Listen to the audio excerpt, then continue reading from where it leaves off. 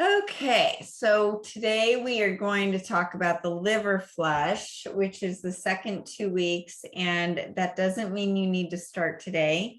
You can start in 4 weeks. You can start in 8 weeks. You don't need to actually do the liver flush right now. I know Thanksgiving is, gosh, is that next week? My goodness. So to do a cleanse during Thanksgiving, I totally understand, but you want to understand what is going on with the cleanse. So, and you can always revert back to this information and video when it's time to do it. If you're wanting to do it now through Thanksgiving, no problem. I mean, turkey is definitely on the cleanse. You can do that. The whole issue is you want to be taking for 2 weeks prior to the last day, you're going to be taking your Liverol Forte and your malic acid together. So you take 4 of these pills, 2 of these pills on an empty stomach 3 times a day. So what does that mean? Okay, so we want to take our iodine away from everything, right? By at least 10 to 20 minutes. Can you take these with the keto? Yeah. And the silver? Yes. So most of you are intermittent fasting. So you take this sometime in the morning. The second dose, if you haven't eaten yet, you want to do the second dose 30 minutes or close to a meal time or even a snack. Some people get a little nauseous by that second dose if they have nothing in their stomach all day long. So try to do it a little closer to a mealtime and it'll feel better. These herbs work, so they're strong. If you have a little nausea, let me know. Put a little accelerated ancient salt on your tongue. That will help. Have a little tea. Most people are fine and don't have any issue. I'm just telling you that just in case. The third dose, really easy. You do that right before bed with the detox powder and the Laxa Comfort if you're using that. And you go to bed and you have no issues. And your poops might be a bit fuller because you're getting more junk out. Things are mobilizing in the liver. The job of the malic acid is to break down the liver and gallstones. The liver pills are to help cleanse the liver. So when you take them together, the Liverol Forte takes the malic acid to your liver and it tells it what to do. It tells it to start breaking these down. That's why with, if someone has kidney stones, I have them take this with the stone clearing together because the stone clearing says, okay, go down to my kidneys. Let's start breaking up some kidney stones. And the malic acid goes with it and it goes down to your kidneys. So whenever you're taking supplements, you want to be taking them with things that are doing a certain job. So if you're taking a liver pill with a kidney pill, your body's like, I don't know where to go here. So you want to make sure there's intention and a thought behind where you're going with your supplements. You also only want to be taking detox supplements together away from the ones that are nutrients to the body, like the ketone or the a multivitamin or Olaloa.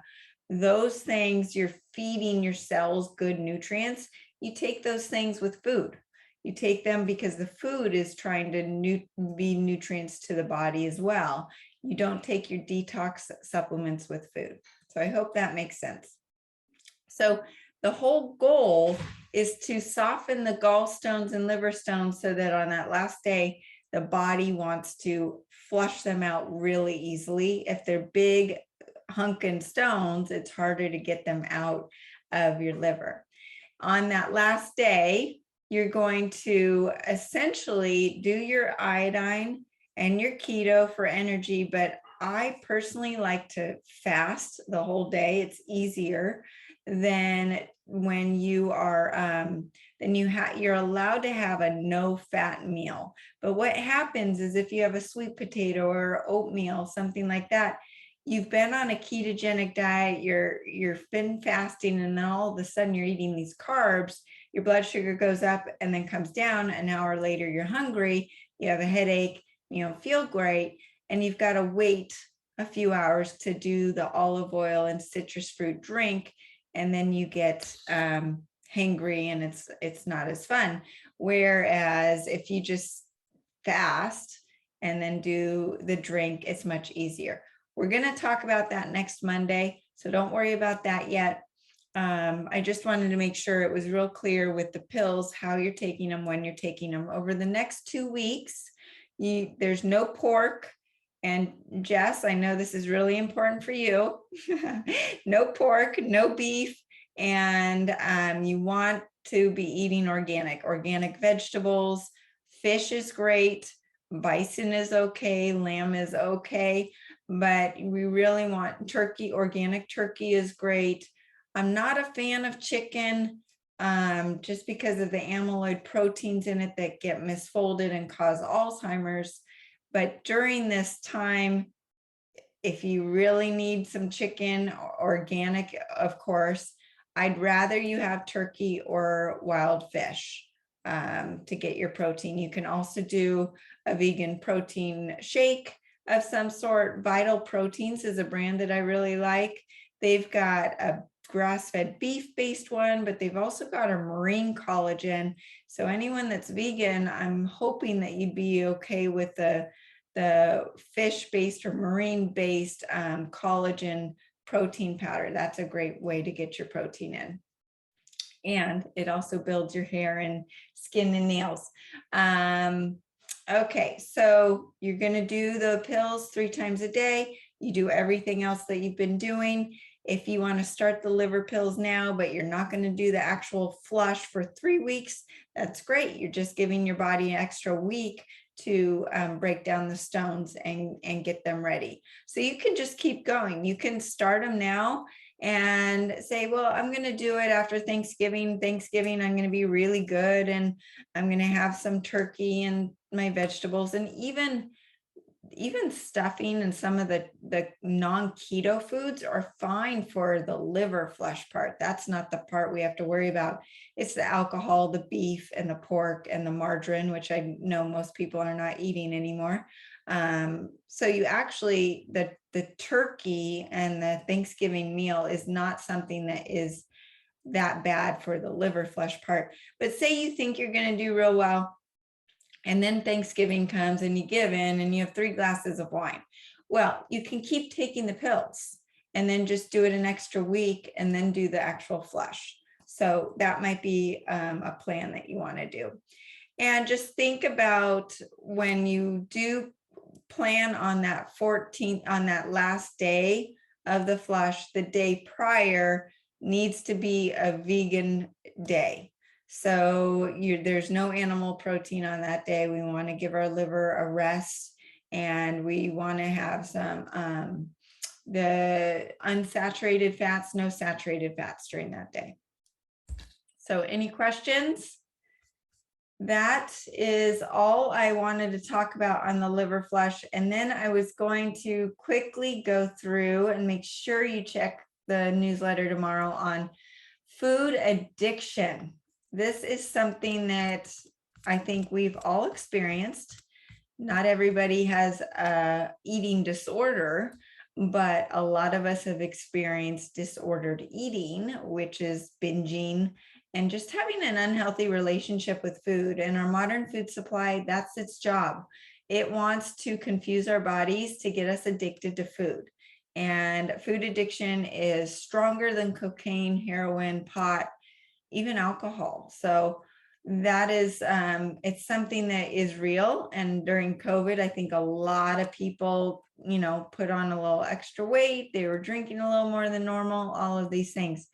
Well, when you look at food addiction, it's a modern day human issue. Animals, food is necessary. They don't have addictions to food. Our ancestors don't. Food was how they survived. There wasn't much connection between food and the act of binging or obsession. They didn't overeat on sweets or experience that instant gratification that we do now.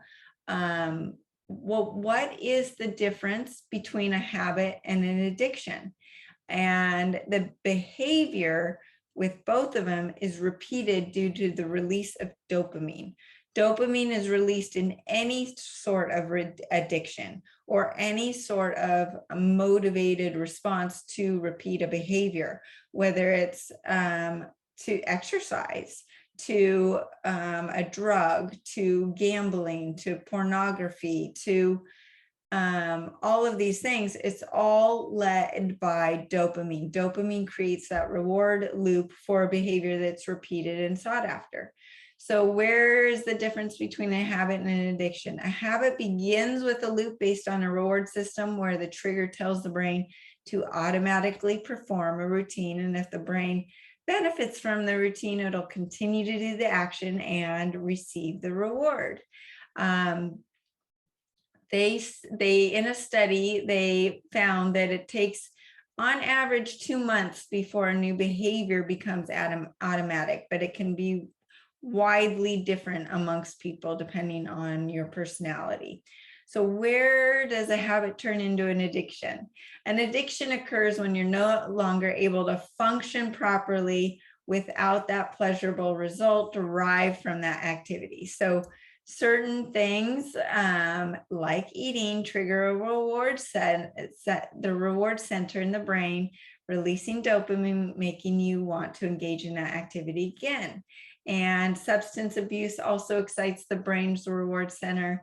And over time, there's a tolerance to dopamine that develops as the brain adapts to the continued presence of the substance. So you need more and more to get that same dopamine hit.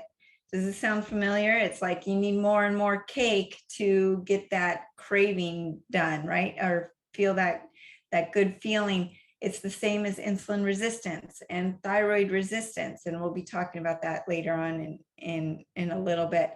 But dopamine resistance is a real thing where eventually you don't experience the pleasurable effects of the substance anymore from the body. It has to come from the substance just to function or feel normal. What is occurring in the body is the bodies become dependent on the substance, and it, addiction then becomes a biopsychosocial disorder, not just a habit.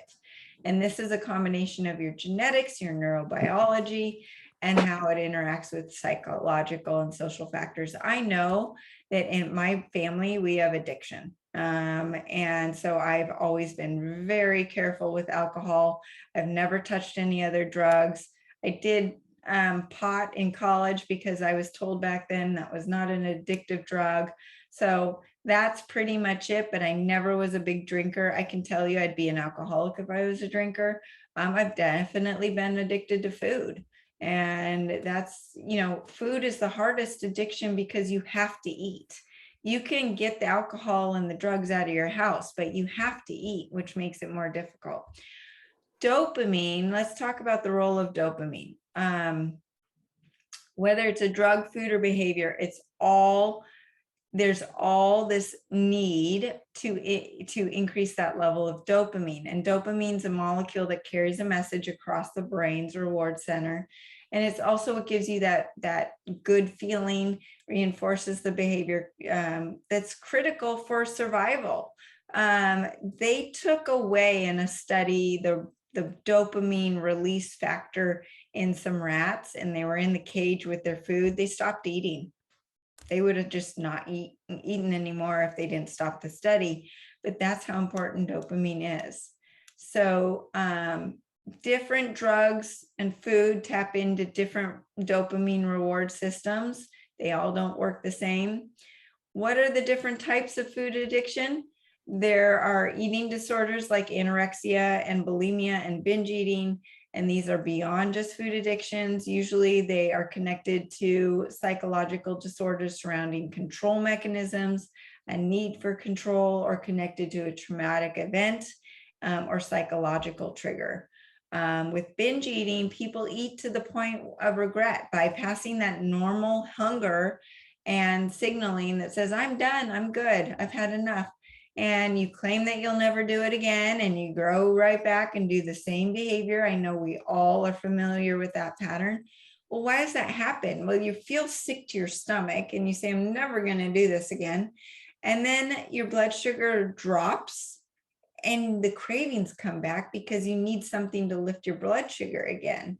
And then it's just a cycle that keeps going and going and going. They have sugar addiction is stronger than drug addiction. It is fact. It is stronger than cocaine and alcohol addiction. So just so you know, it is not something that is because you're a weak person that you can't overcome. It also, sugar addiction has led to a higher opioid receptor addiction and dopamine release. This is what's interesting, and I didn't know this, is sweets on their own lead to addiction, but not obesity. It's only when fat was introduced with the sweets that you get the actual obesity and the severe metabolic diseases. And it's that increase in caloric intake, but the sugar increases your insulin. Insulin's job is to store fat, store fat, store fat. And when you have fat introduced there too, there's just, it's like a 1-2 punch, and it just is bam, you are going to gain weight significantly when you eat the fat and the sweets together. When you eat the sweets by themselves, probably you're going to have a headache and you're going to feel awful, but you're not going to gain as much weight from that issue. Food addiction is not centered around fat and protein. It's only around salt and sugar. And I talk about this in my salt article, but if you're depleted in sodium, it'll evoke your brain to say, I need more salt, but the messaging goes haywire, and it can actually trigger cravings for sugar. So you get this confused messaging that your body needs salt, but it thinks it's craving sugar. And then, of course, that's where the binging goes, from the potato chips to the cookies, to the potato chips to the cookies. There's that salt sweet thing going on. Neurons start responding to sweets such as just sugar in response to those sodium cravings. And as you lower your carbs and increase high quality mineral salt, not just table salt, like the accelerated ancient salt, your appetite satisfied and your cravings will go away. So they've actually done studies on the role of a low carb diet in treating food addictions. The study was called Treating Binge Eating and Food Addiction Symptoms with Low Carbohydrate Ketogenic Diets. And it showed that low carb diet does reduce food addiction behavior. And then this is the last thing, is highly processed foods along with the highly palatable foods of our modern day food supply accelerate the food addictions because they dampen the receptor sites of sweet and salt that signal to the brain that you've had enough. So that's also why I really want you to stick to whole foods. Whether you're on a low carb diet or not, sticking to whole foods will help control food addiction. So how do we eliminate food addiction? Number one, forgive yourself. It's not your fault. It's not a lack of willpower. I know the strongest people in the world who go home and have a bottle of wine or go home and binge. They don't eat all day, and they are high functioning people that are magnificent at what they do all day, and they crash and have food addiction. The modern day food supply is meant to create these addictive habits surrounding these highly palatable foods, and it isn't caused by a lack of willpower on your part. Number two, identify your trigger foods. Whatever your trigger foods are, whether you're a vegan, there's a ton of junk food vegan, and all of you should go back onto my YouTube channel and watch the last show with Fit to Fat to Fit guy, Drew Manning. He purposely gained 40 pounds and lost it, but he gained it doing dirty keto, dirty paleo, dirty vegan. There was one more, dirty vegetarian, and showed how you could do all these diets wrong. And then losing the weight, he did all of them right.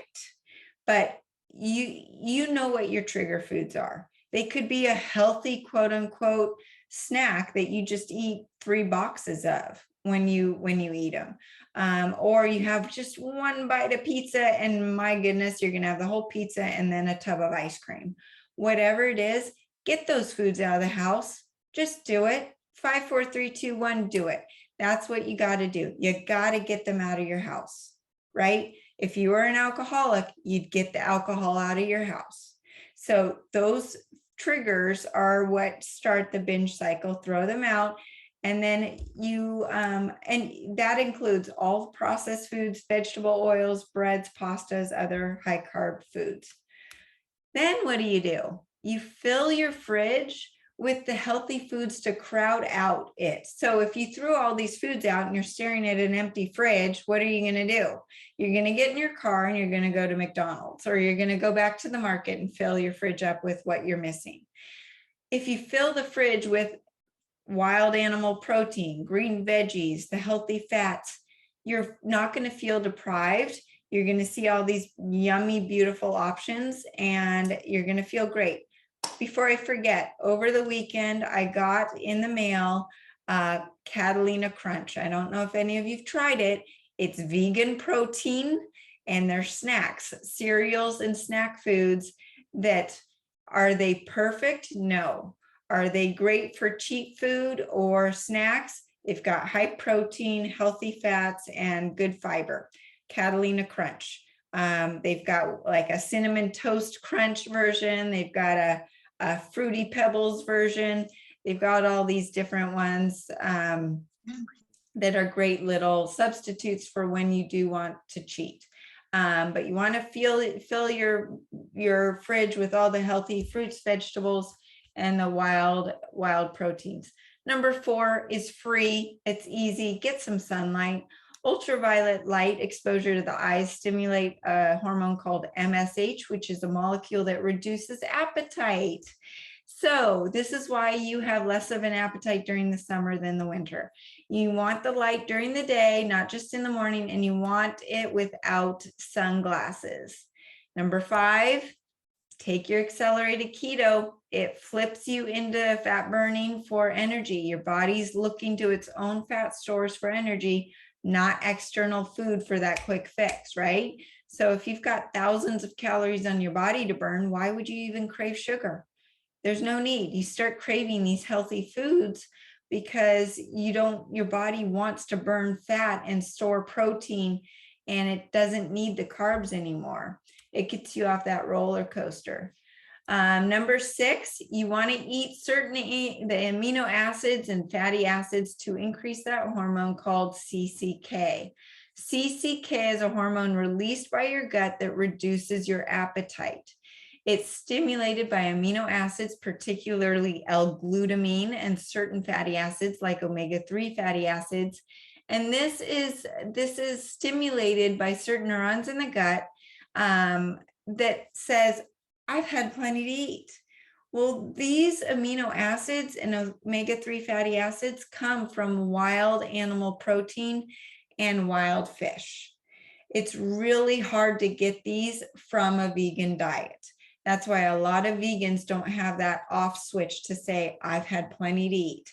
When you sit down to eat, and I do this, and I really have been experimenting with this and have had a lot of clients say the same thing. Start with your animal protein on the plate. 9 times out of 10, you won't finish everything else because your brain says, I'm full, I've had enough. So that CCK comes from the amino acids, L-glutamine, and omega-3 fatty acids. If you're vegan and you're okay with a marine collagen supplement, that Vital Proteins does have that L-glutamine in it and the proteins that can help with that CCK signaling. The other thing is when you've been intermittent fasting and your first meal you break with a protein meal, it decreases the insulin to glucagon ratio. Insulin says to the body, store fat. Glucagon says to the body, burn fat. What do we want? We want lots of glucagon and less insulin.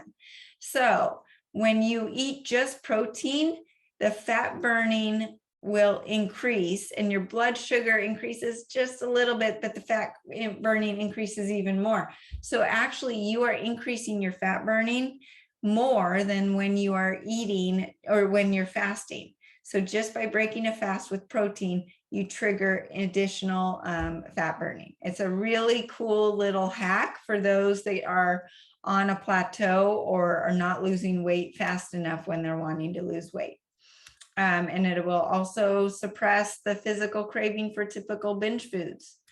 Number 7, reset leptin sensitivity. Leptin is a hormone that tells your body you've had enough. It's released by the fat cells and it reduces appetite. But if you have insulin resistance or you're obese, that signaling gets off and you become leptin resistant.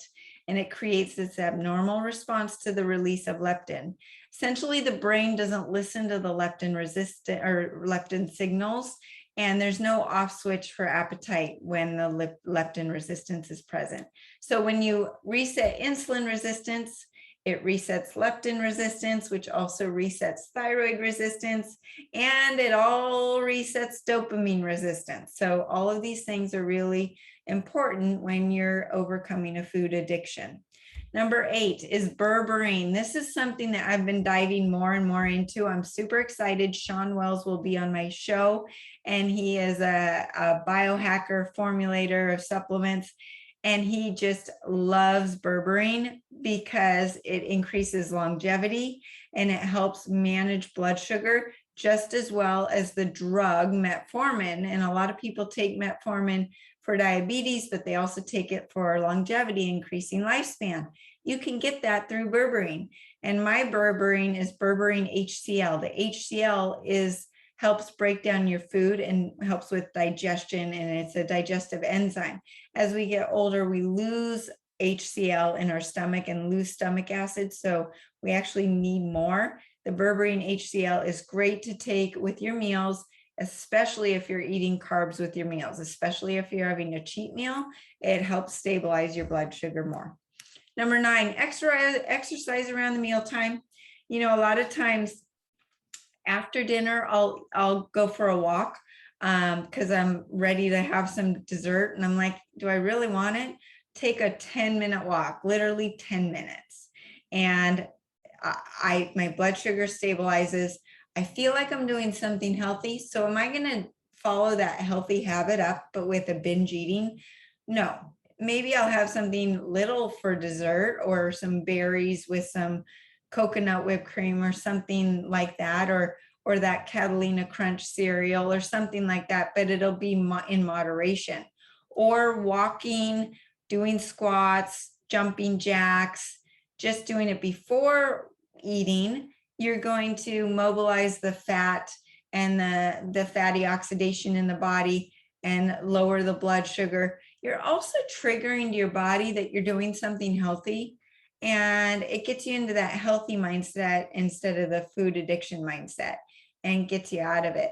And whenever you're thinking about doing something and you can't get off the pot, and this goes for even just trying to get out of bed when you're not feeling great or you're depressed, 5, 4, 3, 2, 1. And this is a trick that I use to do anything where you can't keep counting past 1. You have to go. You have to go do what you're going to do. 5, 4, 3, 2, 1, switch. I even do it with my thoughts. If I start going down a negative hole, thinking about something that I have to do that day, or a person that's stressing me out in life, or whatever it is, 5, 4, 3, 2, 1, stop thinking that, Sarah. You got to get your mind switched. So that's just a good little tool to have in your toolbox in general. But exercise around mealtime. Gosh, do I want to go for that walk? 5, 4, 3, 2, 1, get the shoes on. Just get them on. Take one step. Your one step of a 5-minute walk might turn into an hour walk. You might start feeling really good once you get outside in that sun, right? The dog's happy. Everybody's happy. Let's go for a walk. Okay, next, eliminate the processed foods. Those processed foods not only blunt your normal taste buds, but they also decrease that CCK hormone that tells your brain that you've had enough food. The processed foods have emulsifiers in them to extend their shelf life. And these emulsifiers are bringing together fat and water, and they strip away the mucosal lining in the gut and cause the neurons to retract. And as a consequence, the signal from the CCK just doesn't happen. And so even when you're eating the healthy foods that trigger CCK, the CCK isn't getting triggered. So the processed foods got to go. So I'd rather you have carbs, but whole food carbs like sweet potatoes or something like that, even berries or fruit, instead of having processed foods. And then your body can't even register those amino acids or fatty acids if you eat them. Number 11, eliminate the fake sweeteners. So sweeteners like aspartame, saccharin, dextrose, malitol, anything that ends in trose, those we need to get rid of because they trigger blood sugar increase, which triggers insulin increase, which triggers an increase of appetite for sugar, real sugar and carbs. These fake sugars wreak havoc on the gut microbiome, and that can lead to the leaky gut, bloating, malabsorption of nutrients, inflammation. Monk fruit and stevia seem to be fine, and I actually use them all day long. They don't break a fast. The other thing you can use acids like lemon, lime, apple cider vinegar. They've all been shown to blunt the rise of blood sugar, and they don't break a fast. Actually, they can, they don't kick you out of ketosis, and they can help satisfy those sugar cravings. I love to, in my drink, whether it's cold or hot, I put a little apple cider vinegar with my Olaloa or my Wild Lights and just a little stevia. It tastes like apple cider. And I can put that with some kava tea and make it a hot drink, or I put it over ice for a cold drink. And that's pretty much what I drink all day long. And then I add a little accelerated ancient salt, which helps with the hydration and also curbs your cravings. So the accelerated ancient salt, when you are low in sodium, it makes your brain crave sodium. But what happens is the neurons start going haywire, and you actually start craving sugar. The mixed messaging happens where there's the salt cravings trigger a sugar craving. So just by satisfying your salt craving, and that's all the minerals, not just sodium. The accelerated ancient salt contains over 60 natural minerals. I gave you each a little jar of it, but I've got it in 4-ounce jars and a big 32-ounce jar.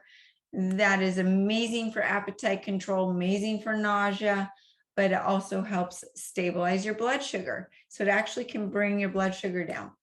Low carb diet. Carbohydrates are what cause inflammation, causes the roller coaster of blood sugar. As they do the roller coaster and your blood sugar goes up, you feel great. You got that dopamine hit, but that's gone quickly. And then you get the drop of blood sugar, and it's followed by those strong cravings for more carbs.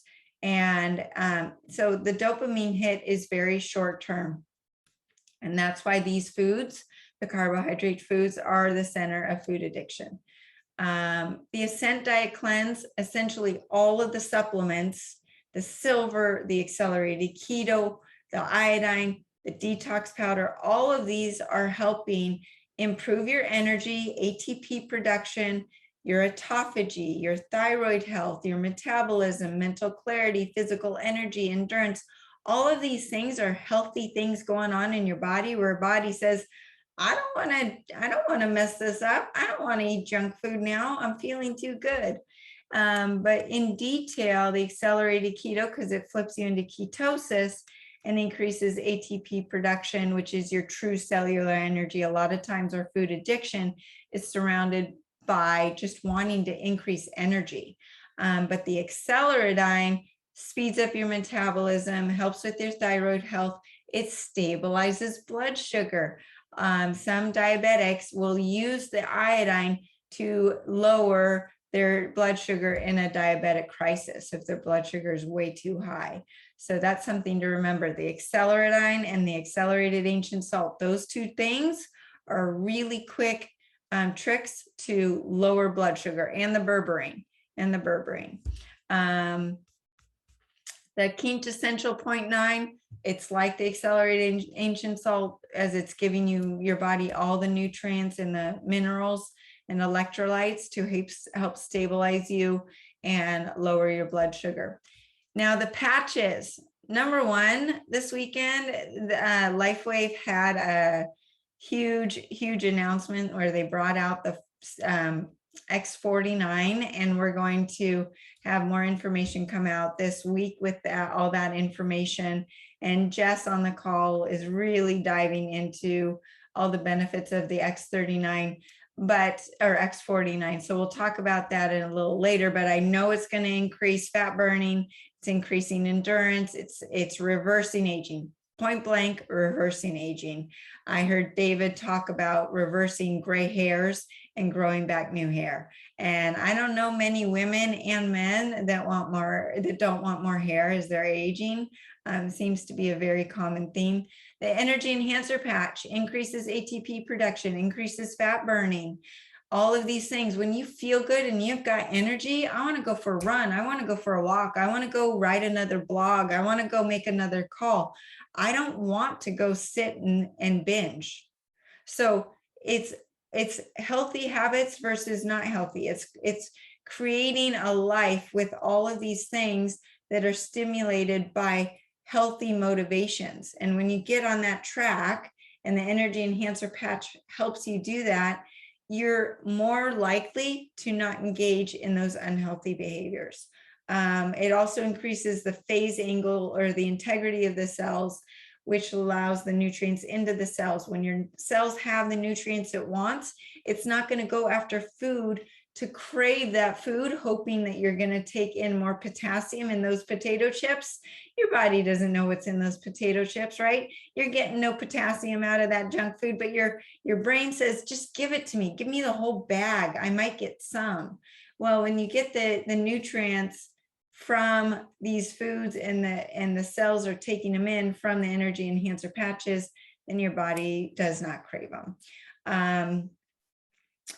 Let's see, all of the patches help anti-age, help you feel better. The glutathione patch, the carnosine patch, and they all help with fighting the cravings for sugar. The Eon patch is the happy patch, lowers you out of that sympathetic stress mode. And a lot of us get into that reptilian brain when we're stressed. What happens and what's controlled by that reptilian brain? Addiction. All we want is to feel good. We want to get out of the state of not feeling good. The reptilian brain is our basic brain that can't think rationally. When we are thinking from our pineal gland, from our higher self, from our more advanced brain, we can make rational decisions like, you know what, that cake is probably not the best decision for me. When you're in a fight or flight stress mode, that part of your brain is not working. So you are going to go after that food craving. So the Eon patch takes you out of that stress level, which is going to reduce cortisol, which reduces blood sugar on its own, but also takes you into a place where you can make rationally good, healthy choices. Lastly is sleep. I'm sorry to say, and actually that's not the last one, but sleep. Without sleep, you're really going to have increased blood sugar. You're going to have increased ghrelin, which is your hunger hormone, increasing your appetite, and that will increase your binges. It just is. We all need 7 to 9 hours of sleep. No one's exempt. The intermittent fasting really helps stabilize your blood sugar and helps with the food cravings in general. It just keeps you in control. And when you break that fast with protein and not carbs, because if you break the fast with carbs, you might go into a tailspin of like, oh my gosh, I haven't eaten all day. Now I'm just going to reward myself with this huge amount of food. So if you stick to protein as your first food that you eat, then your body says, oh, I'm getting satisfied in really nutrient dense food. Now, Nuke No More radiation, Nuke No More decreases your radiation non-ionizing and ionizing radiation. Who knew that radiation increases blood sugar? Increases cancer, thyroid disease, all these other diseases. It increases blood sugar, which increases your cravings for sugar. So as we get rid of the toxins, the heavy metals, and the radiation, it will lower your food cravings. And lastly, group coaching and community, all of you sticking together, talking, exchanging ideas and recipes and tricks of the trade, and that support, that really keeps you going. We're not perfect. Are you going to cheat? Yes. Are you going to fall off the wagon? Yes. But the whole idea is to take one step back, 2 steps forward, and use us as a group to keep going forward. After this month is done, you can join the group education group and be in that group forever, no charge. And I don't charge anymore. I used to charge. I just feel it is really important for everyone to have access to this education and to then spread the word. And I am doing a group in December. So if you're liking what you're experiencing and you can think of other people that might want to join in December, please send them my way. I'm happy to touch base with them one-on-one to see if it's right for them. But please start to get your wheels turning, because I need you to help share the wealth and to share the word. And I can't believe that is all the time we have today. So if you have any questions, put them in the chat. I will have this recording hopefully up tonight. My son Jackson's in charge of that. And so hopefully he has time in his busy college schedule to do it. And I love seeing your faces. So thanks for joining, and we will catch you in the chat later on. All righty, guys, have a good afternoon.